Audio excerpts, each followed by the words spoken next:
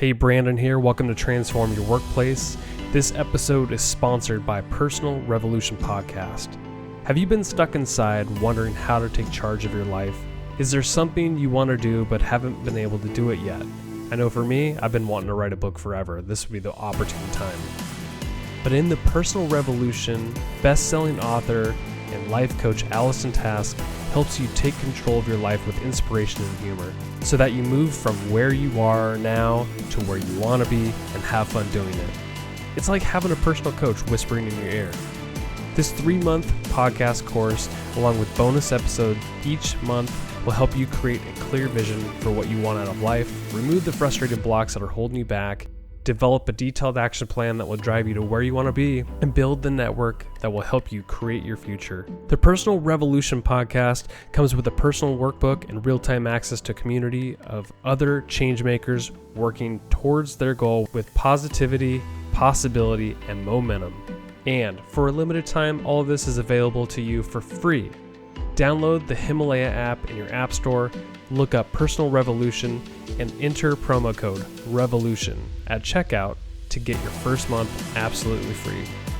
If you're ready to go after a better life, you are ready for Personal Revolution. Here's a sneak peek. Hi, my name is Allison Task, and I am the host of Personal Revolution. Are you ready to be happy and do that thing you always wanted to do? Well, I am thrilled to announce that I have now made available for free the Personal Revolution podcast course. This course is based on my best-selling book, and it is now yours for free wherever you like to listen to podcasts. It includes 10 original episodes with plenty of never-released-before content, and then it includes a premium version for $4.99 a month. You will get a customized workbook, you'll get access to a private community on Himalaya, and you'll have just-in-time audio drop-ins from me again in the community on Himalaya. Just go to Himalaya.com, look up Personal Revolution, and type in Revolution to get your first month for free. I'll look forward to seeing you in the community.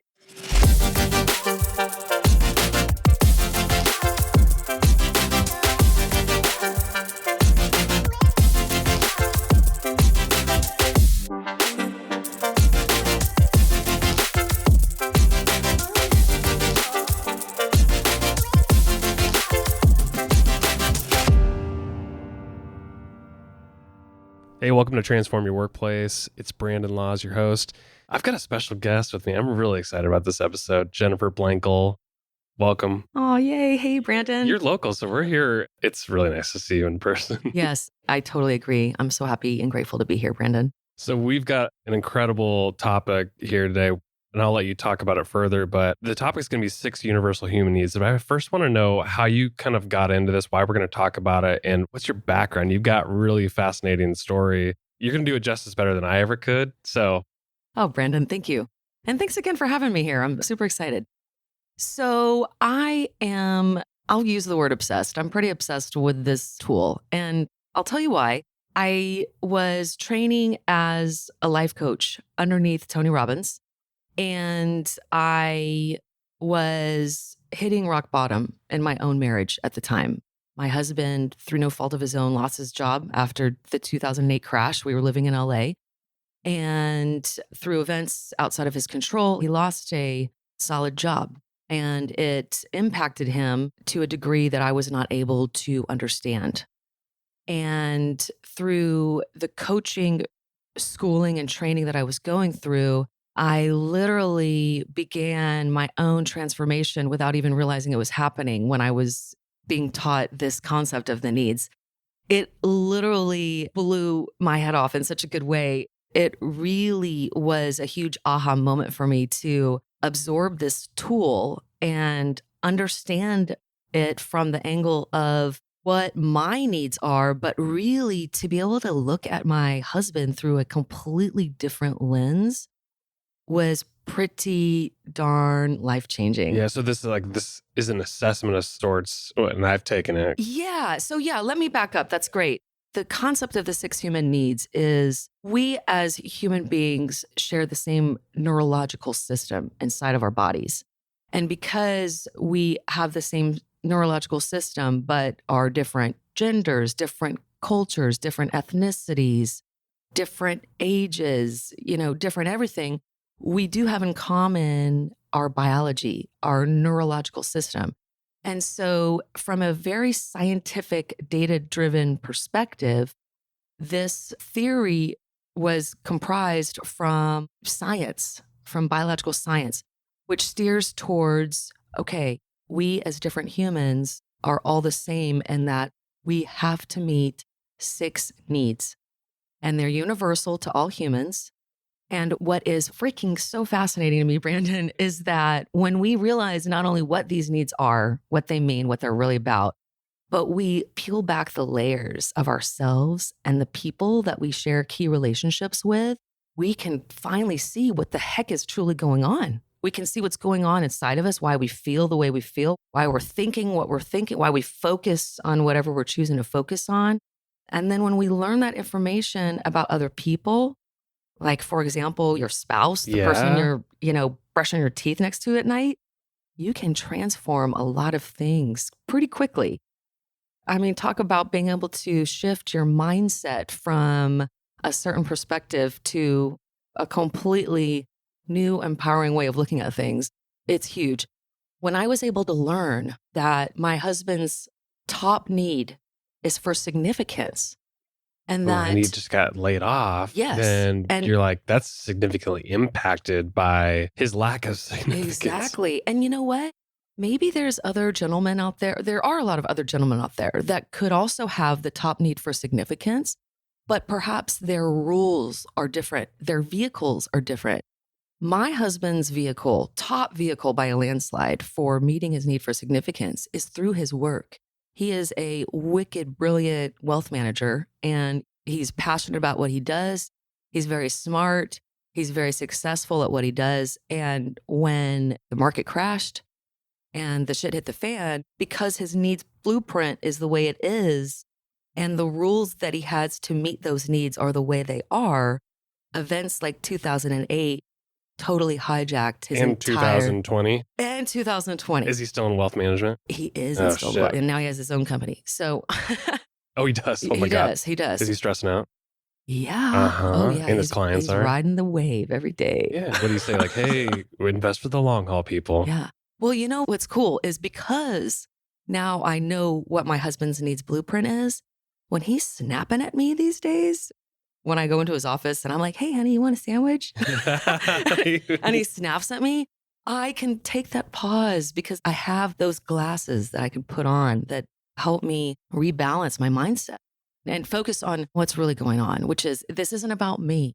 This is not personal. His world is rocked right now. His focus is a certain way for a reason. I can make a choice here. I can choose to see it through the lens of where he's coming from, what needs he's trying to meet based on how he's built.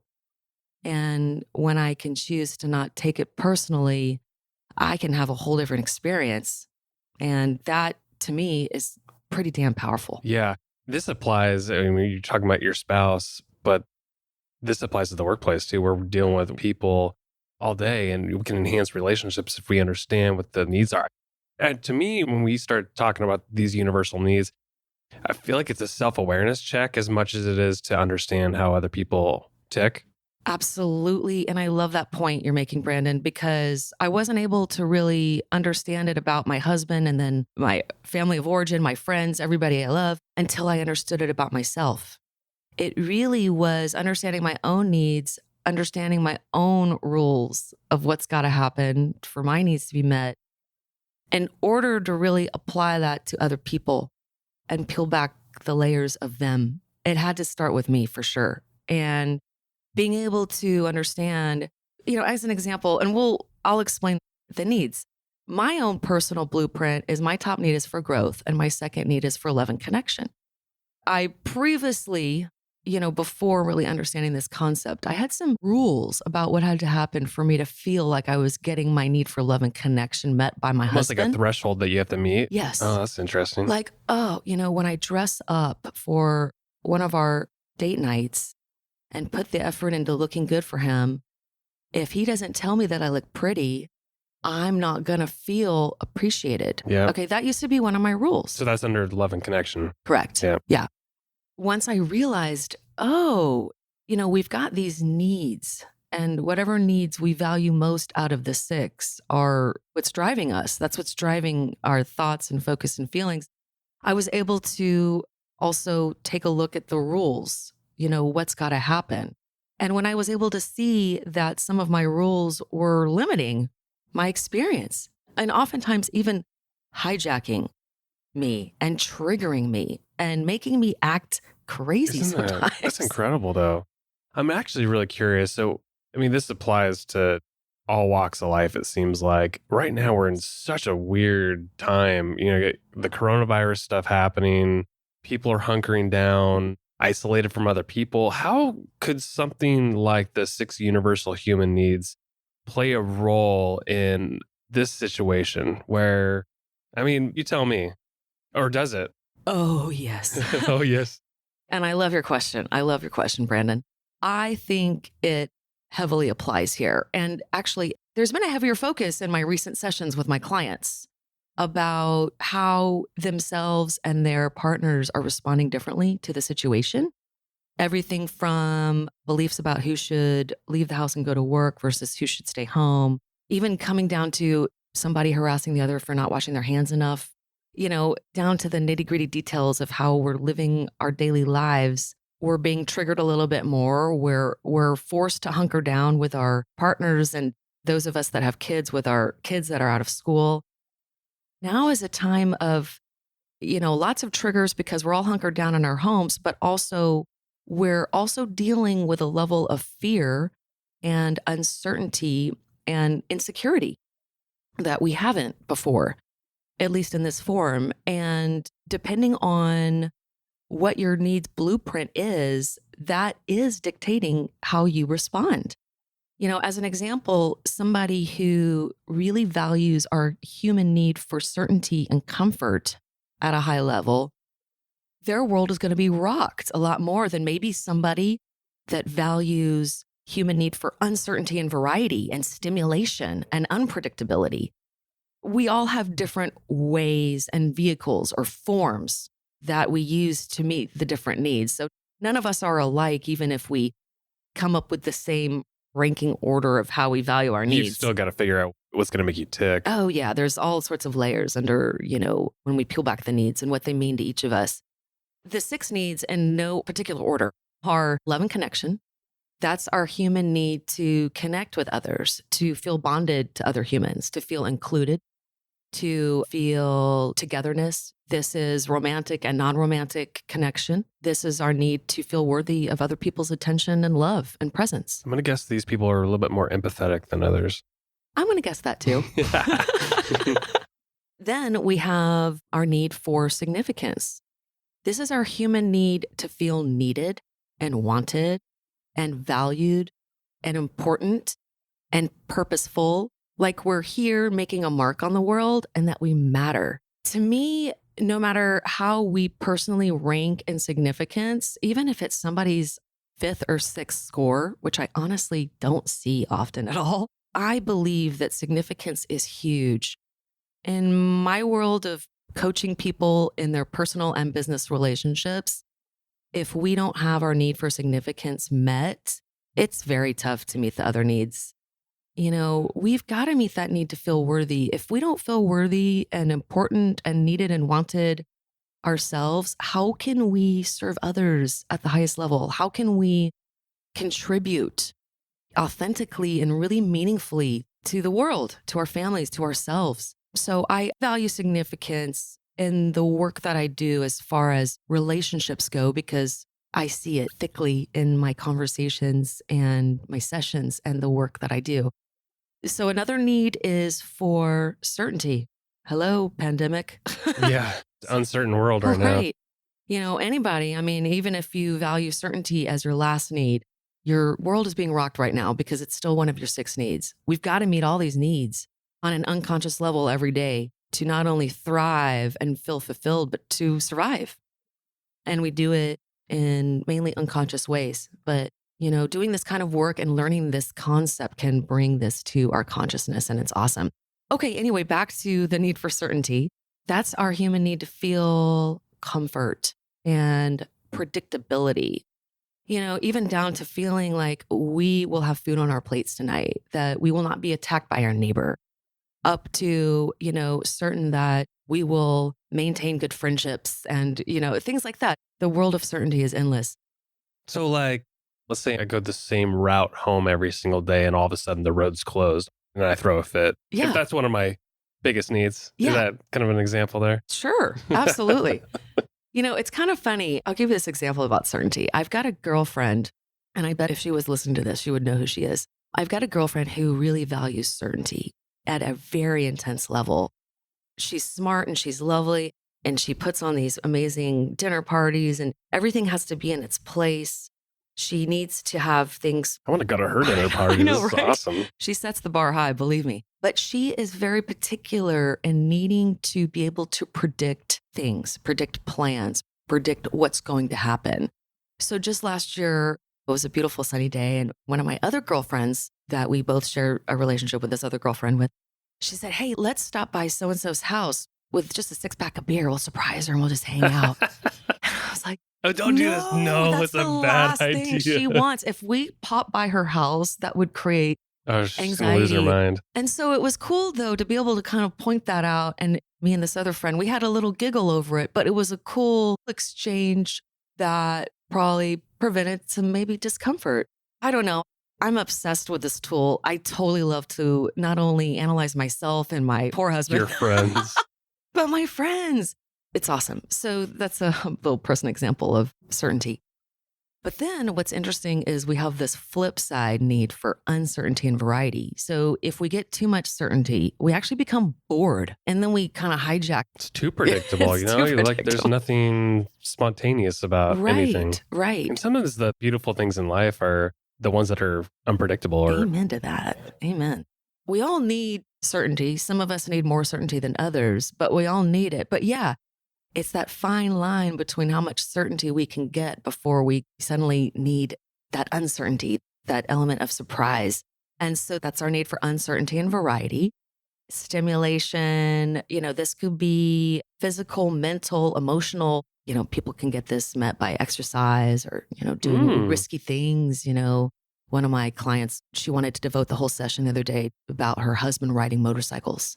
And, I'm like, well, hey, top need for uncertainty here, primary vehicle is motorcycles. So it's a wonderful way to dissect why people do what they do and what drives them to be and do and act. what's an example in the workplace of something that would be uncertain or variety? Because if people get bored in their jobs, like what would be an example of something you've heard or see people do that might give them a little change? Or what do you think? Uncertain and variety in the workplace. Or in relationships or... I actually, that is a really interesting question, Brandon, because what comes up for me when I'm serving my company and corporate clients is the need for certainty.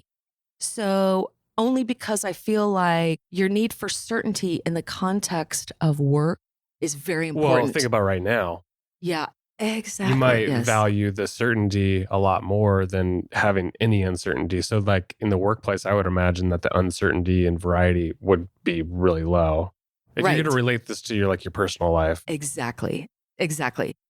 And, I know I'm kind of making that as an all-encompassing statement, but I think in general, if I'm working with somebody about their professional team relationships and their dynamic in the workplace, the pain around the need for certainty and how that is met or not met is a much more prominent focus in people than the need for uncertainty. Now, if we're talking about my clients that want help with their personal relationships, whether it's their spouse, a family member, the need for uncertainty and variety is very prominent. Oh, really? Yes, especially when we're talking about our long-term committed marriages.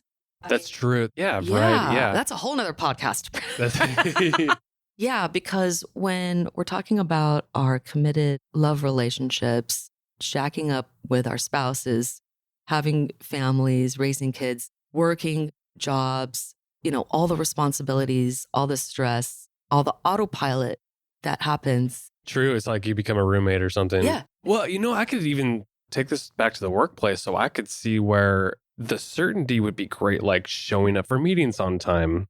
Exactly. things that are important to business operations. But when you talk about relationships, to really like create some excitement or whatever, like if I did something cool, like having my office decorated by a colleague or something, or some thank you note or something that like was not certain. I didn't know anybody was going to do that, but I got recognized and rewarded. And that was, Oh, and I love that point, because when we can know the needs blueprints of the people that we work with, that we work yes, for, that work for us, then we can tap into the information about how they love to be loved, how they love. that's, And see? I'm not talking about romantic love, Yeah. obviously, in the office, but This is why you're on the Transform Your Workplace Yes. podcast. We were trying to change the workplace, and these 6 human needs they make a lot of sense for the workplace. yeah. And so, it's interesting. There's all sorts of talk about we need to show appreciation in the workplace. Bosses need to take pause and honor and highlight and appreciate. I mean, I teach this massively to my company clients and teams that I serve.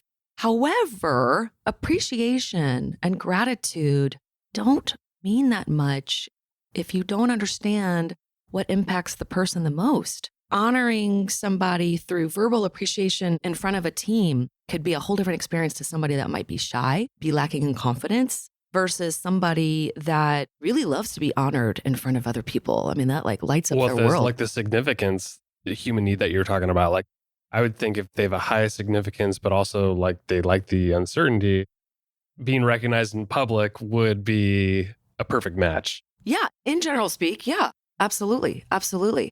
And so the better we can understand each other's blueprints, the more meaningful we can make our communication, and the more meaningful we can make our relationships. And it's wonderful. I mean, I hear a lot of people complain about, I'm not exaggerating when I say I hear this every day, in both the business world and the personal world of people's relationships.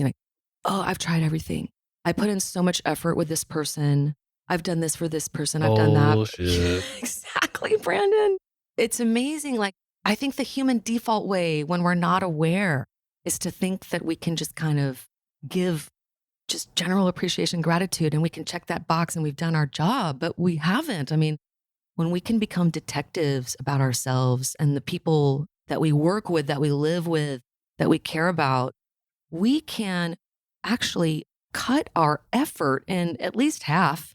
I mean, talk about upping your ROI in your relationships and investing less. I mean, I love to say this, and I said this before, and people are like, what the hell are you talking about? But I'm like, once I break it down, then it makes sense to people. But a lot of people are putting a lot of wasted effort into trying to improve a relationship and not having success, not getting the results they want, because they don't have those golden nuggets of information about. Think about like a GPS, like if you had no map or GPS, like, and you're traveling from one side of the country to the other, how the hell are you going to get there if you don't know where you're going? So exactly. I would think the blueprint's going to help you really navigate those relationships. I love that analogy. You like that? I'm all about because analogies. we can all jump in our car, but if we don't have a GPS or a navigation system, then we don't know where we're going to end up. So we got hung up on the uncertainty. We've covered love and connection, love and uncertainty, connection, significance, certainty, uncertainty. And then these last 2 needs I'm going to talk about are spiritual needs. These first 4, significance, love and connection, certainty, and uncertainty and variety are actually the needs of our personality, meaning we've got to meet those needs in order to survive. And we can meet these needs in all sorts of interesting and amazing ways. We can meet them at high levels that are good for us, good for other people. And we can meet them at low levels that are not good for us. Temporary fixes, things that can help us feel temporarily like we're getting a need met, but for the long term, it might not contribute to our overall well-being. These last 2 needs, however, are the spiritual needs. And if we can tap into these needs more and meet these at a higher level, that's our gateway to true fulfillment in our life and in our relationships. So I'm talking about... That's deep. It is deep. It is deep. I'm not making that up. That's not my own belief system. This is science and data and human behavior science. These last 2 needs, growth and contribution, are really the only way we get out of our own heads. The first 4 needs, again, we've got to meet them. We've got to meet these every day, high level, low level. You know what's also fascinating, Brendan, is that we can meet these needs by lying to ourselves. Ooh, that's disturbing. Isn't that disturbing? We're going to strike that from the pocket. No, I'm just kidding. That's an important note. And that's how those people who lie all the time, they probably survive pretty well because it is. tell themselves enough they believe it. Yeah, I do believe it's a form of human survival that evolution hasn't canceled out yet. You know what I mean? Yeah. Okay, so these last two needs, we'll talk about growth. Our growth is our need to expand ourselves. Yeah. The saying, like, if you don't grow, you die. Exactly. Individuals and businesses, like, I hear that all the time. Exactly. It's a very universal, truthful statement, in my very strong opinion. So yeah, growth is our need to expand ourselves pretty constantly, emotionally, mentally, even physically. We can meet this need in all sorts of ways. Growth is very different to each of us. When we're tapping into growth, that's where we experience a lot of excitement. That's where we overcome a lot of our fears. That's where we're able to really serve others and contribute at a high level beyond ourselves. And when we are meeting our need for growth, we're actually most of the time getting our other needs met at the same time. Oh, interesting. Yes. And the same thing for contribution, which is the final need that we'll talk about. That's the other spiritual need. Contribution is our need to give back, give beyond ourselves. To something that's kind of bigger than ourselves. Yeah. I mean, we can contribute to ourselves all day long, but that will not ultimately lead to our joy and fulfillment. And so when we can step outside of our heads and our minds and, open our hearts to how we can serve others, how we can serve other purposes in our community, that also, just like growth, is the gateway to meet all the other 5 needs. And that also reminds me, whatever activity, whatever belief system or thought process or actions that you take, the more needs that get met through doing those things, the more you become addicted to doing those things. That's the same for whether you're meeting them at a high level or a low level. So it's really interesting when we're talking about why we do things we do, not to go into the big territory of addiction, but, when we're talking about, video games comes up a lot. Yeah. Not just with people's children, but people gripe a lot about their husbands in their man caves on the video games. And it fascinates me because I'm so grateful. When I first met my husband, he was playing video games a lot, but then he just shut it down, and I appreciate that. I have the same story. My wife, we were living in college together, and she's like, yeah, the 8 hours a day of video games has got to stop. And I'm like, duly noted. Yeah. And I shut it down. I really didn't play much at all. I still to this day don't. That's super cool. I honor you for that. You're a good man, Brendan. Thank you. I wish I had a man cave with all that stuff, though. Right? No, I definitely struggle with my 2 boys with the video games, but my husband plays with them sometimes, but I'm glad he's not doing that. But, there's a lot of pissed off people about what their husbands are doing or what their wives are doing. And it's really cool to be able to break it down and see why people do what they do. Video games, for example, literally meet all 6 needs. Ooh. And it freaks me out, Growth because they get to the next level or something. Growth because they're conquering, they're winning. Significance because their points score or whatever. Yeah, I mean, you're shooting people, you're dominating people, you're controlling something, you're determining somebody. What about love and connection? Come on. You're connecting with others when you're in game rooms. You're talking with people. Just like last night, oh my God, this freaked me out. My 9-year-old was playing Fortnite in his hour allotment. I do have boundaries.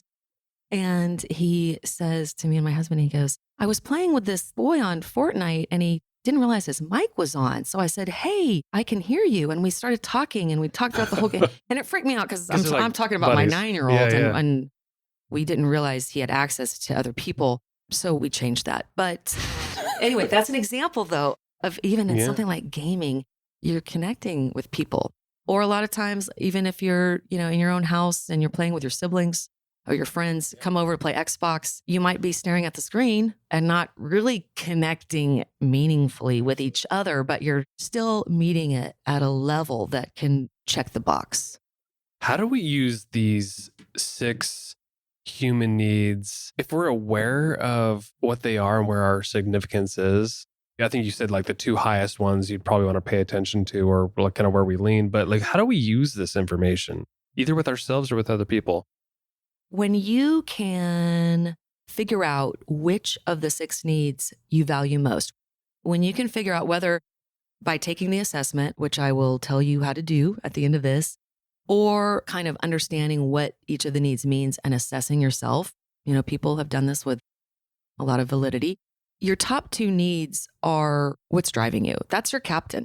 Whatever you're thinking and feeling for the most part throughout your days, the actions that you choose, how you choose to spend your time, the choices you make in your personal life and your business life, they're all being driven by these needs. Why don't we do this? You're doing a good job of defining it, but we have my scores right in front of me. Yeah. Why don't we use me as an example in this case? So my top 2 would be growth. I had a 9.3 and significance was an 8.6. How would I use those to lead a more significant life or enhance relationships and just, use me as an example in what you're just defining there? Super. I love it. Okay. So, you've got the information that you value growth and significance as your top needs. So the next thing would be, assessing how well do you get those needs met? That might be hard to answer without first thinking about, okay, how do I meet my need for growth currently? In the process of answering that question, we also get to clarify what growth means to you. Not staying stagnant? Yeah. Okay. So what are learning new things? Okay. What's your proof that you're growing? How do you know that you're growing? I always go on metric-based stuff. So money, job title, producing more by way of so I'm in marketing, so more leads, revenue, that kind of stuff. That all tells me if I'm growing or not. Okay. Or that I'm contributing to growing. Okay. Great. And so those are definitely job-related markers for growth. What about in your personal life? Like when you're not working, what does Brandon like to do that makes you feel like you're getting your growth on that might not have to do with your day job? Ooh.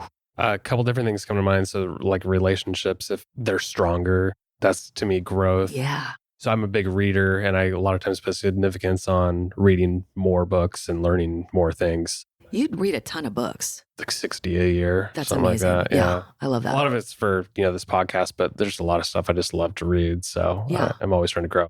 I use that as kind of a signal too. Exercise related things. So if I'm hitting benchmarks, weight, like I was trying to gain weight for the longest time. So I know most people are the opposite, but I was so skinny for the longest time that I was trying to gain weight. So getting better and better and using these different markers. And there's so many metrics with the tools that we use now that for me, it was kind of easy. The relationships are a little harder though, because I want to grow in my relationships, my brother and my wife and my kids and my parents. Yeah. Those are important to me, right? But I don't know how to measure those ones. Yeah. Well, welcome to my world. Yeah. Well, I imagine in the workplace, that'd be impossible too. If you're trying to grow your relationships, I don't know how you'd even start there. So yeah, I mean, definitely I've been hired by a lot of managers who want me to help them transform relationships on their team because it is dramatically affecting morale and production and how people are operating. So a lot of times it can be measured when it's that extreme. I mean, that's an extreme example. It's not all I do. It doesn't have to be that extreme, but in some cases it is. And a lot of times that motivates a business owner or a manager to invest in the messier side of relationship work, because when we are talking about business teams that rely on their relationships in order to make the business itself successful, a lack of teamwork and collaboration due to a conflict can definitely be measured. Maybe not with a complete concrete start and stop, but there's definitely measurable loss to a certain degree that can happen in the professional world. So going back to my scores and how could I continue to meet the needs that I have based on these scores? So I'm coming into this not knowing anything, right? But now I'm aware that my 2 are growth, significance, and I have these other scores too. But how do I use them? Basically, when we can see our blueprint, then we get an opportunity to assess how well we're meeting our needs. We get to assess the vehicles that we use. And for me, that's the juiciest part because we're doing all this stuff all day long. A lot of us are doing it kind of mindlessly. Yeah. It's kind of the human way. Well, I don't have a plan in place.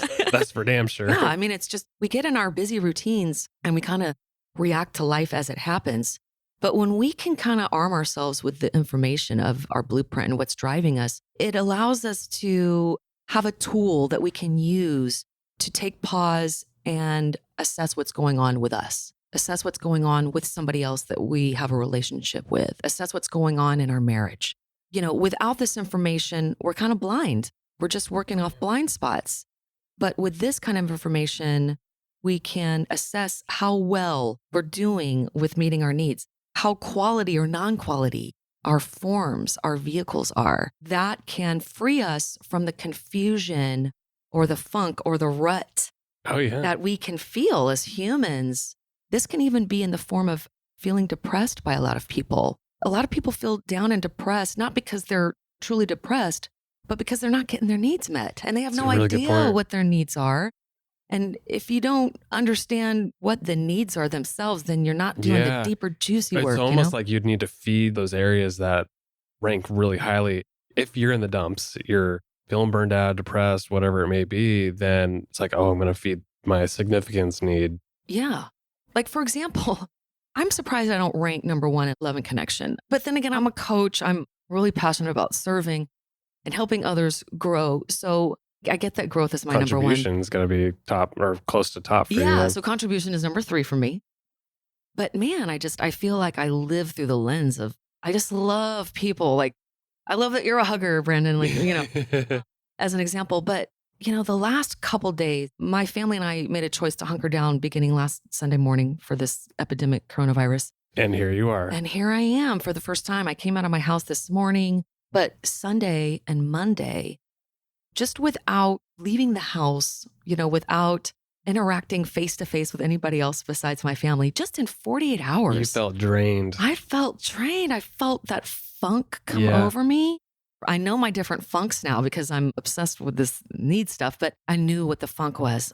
I'm like, I'm disconnected. And so that motivated me to reach out to some different friend groups and say, hey, let's establish some rituals where we do like a happy hour with our wine over video this Friday. I love that. I had a colleague do that yesterday with her friend or something. And it's like, you're all isolated. Like, here's a way to connect. That's such a great idea. Absolutely. So just becoming more creative. But back to the point, if I wasn't aware of my needs blueprint, I could just go into that funk and continue in that funk. I could just feel bad for myself. I could just feel like everything's shitty and and not be able to have the awareness about what's truly going on, why I'm feeling the way I'm feeling, what needs are being hijacked, right? And leading me to feel the way I feel. Now with this information, I can make choices. I can say, oh shit, I'm not getting my need for love and connection met. Okay, how can I get it met?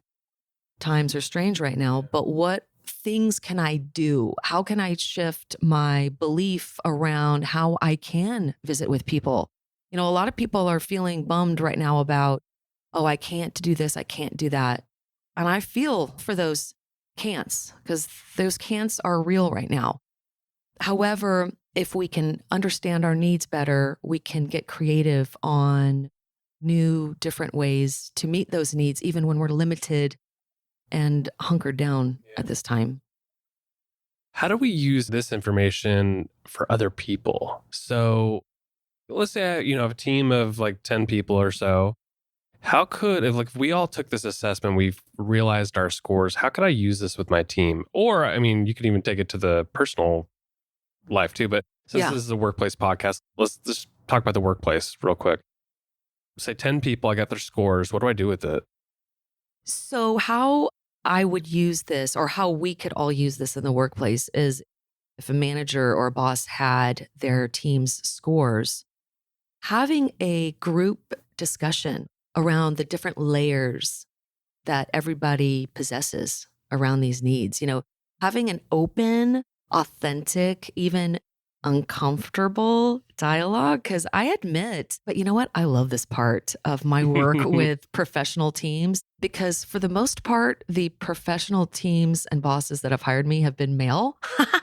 So it's always this slight hurdle that I have to help them overcome about getting a little bit messy and vulnerable very and messy. opening up and talking about, the deeper parts of you and, what you need. I mean, we're all so scared to talk about, oh, I'm not needy. Don't be We needy. all have needs. We are yeah. all so needy, Brandon.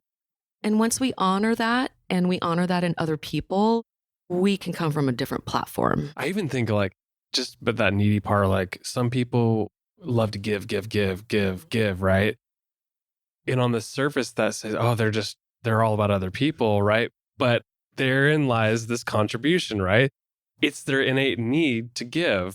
I'm not trying to make these people look like they're evil or something, but they're still doing it out of their own selfish needs in a way, right? Yes. Am I wrong about that? No, you're not wrong at all. And I love this. This really excites me because this is where it gets really interesting.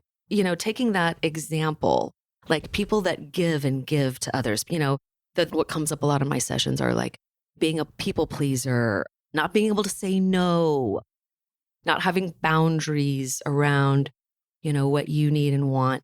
There's so many different reasons why people are givers. A lot of times it has a wonderful high level motivation.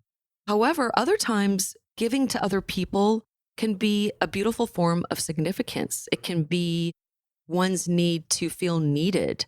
So this is, not to be negative whatsoever, because I don't look through the lens of negative and positive or good and bad when it comes to the needs. No, I just don't. Yeah. I've seen so much. I've had the honor and pleasure and fortune of working with so many different types of people in different challenging circumstances that I feel like I've seen not at all, but a lot. Somebody that gives and gives could also be indebting others to them. That's an extreme example of somebody that could have a need for significance whose rules are about other people owing them something. Isn't that strange? Yeah, it is. But I wanted to just kind of say that because I know that will resonate with a lot of people, not for them personally, but maybe people that they know.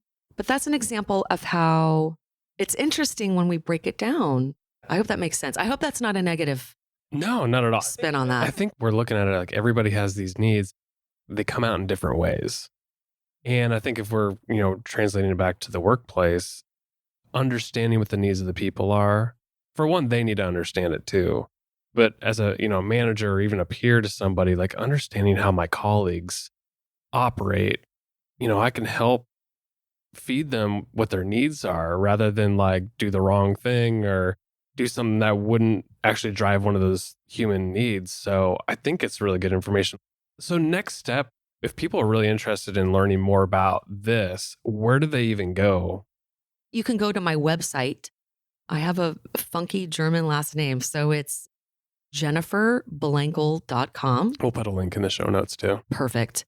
In one of the top tabs, it's called Learn Your Top 2 Needs. You can click on that tab, and there's a wonderful explanation of the needs that could serve as a recap to this podcast even. There you'll find an explanation of the needs, why they're important to understand, how they impact us personally and our relationships. So that's a wonderful recap. And then you can press that green button that says take the test, and you will get a response back that has your top 2 needs. That's awesome. And also kind of an interpretation that will give you, of course, take it with a grain of salt, as we should with all assessments, but it'll give you a wonderful interpretation based on what your top need is that can offer, good insights and maybe create some ahas for you. I love assessments and I love what you're doing. Thanks for breaking everything down. What else should people know? What's the parting thing that you want to tell people before we bail? Whether they should use it a certain way, whether they should take it home with them, whether they should start with their team. Oh, yeah. Yeah. I highly encourage you to take the assessment to learn about you. We've got to start with ourselves. There's nothing selfish about that. Learning to honor our own needs and step up how we meet those needs makes us better capable of serving other people and inspiring other people and modeling for other people how we can live more meaningfully more joyfully and feel truly fulfilled. So I would strongly recommend you take it for yourself. For those of you that are in a romantic relationship, I don't know if I'd say if you're on your second date, bring this up yet, but if you're getting serious with somebody, or definitely if you're in a marriage, get your partner to take it. Certainly a good conversation starter. Yeah. And I've had this question enough where I think it's valuable to bring up, because I believe it takes only one person to transform any relationship. So a lot of my clients come to me as individuals without their partner. And so when this comes up about getting their partner to take the test, some people don't even tell their partner to come see me. So like, how do I get my partner to take the test? How do I bring this up? How do I tell them that I think there's room for improvement in our marriage? My best response is, if your partner came to you and said, honey, I would love to understand your needs on a deeper level so that Boom. I can Doing it in a heartbeat. right? Who the hell is going to say no to that? I don't know. A colleague too. I would be like, hey, I'll take it. Right?